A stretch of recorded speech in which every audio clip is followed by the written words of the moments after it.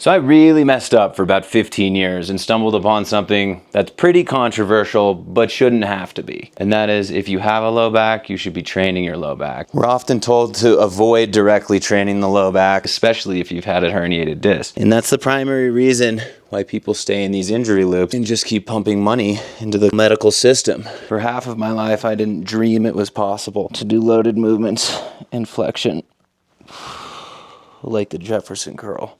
But I didn't just start with the Jefferson curl. I began in regressed versions of the elephant walk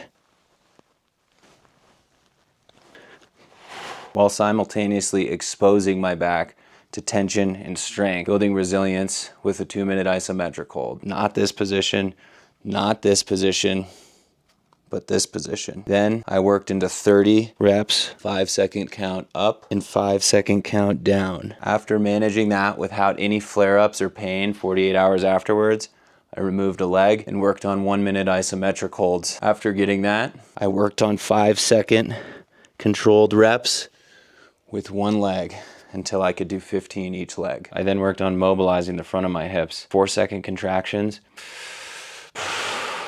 and then exhales and release to go further into the movement and tell my nervous system that it was okay. I paired this mobilization with inner hip mobility and gained the coordination in both movements until the inner hips and the front of the hips were extremely mobile.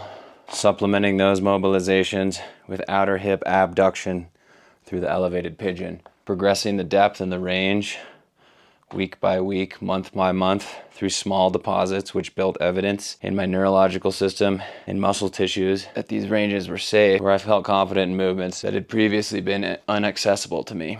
Either you or someone close to you has suffered from back pain, and people tend to just accept this as their new baseline, which is lower than it should be. And we've talked a lot in the past when a lot of traditional PT protocols just teach people to brace their spine, but not necessarily how to round their spine and develop tolerance under tension. So these are the exercises that help you do that.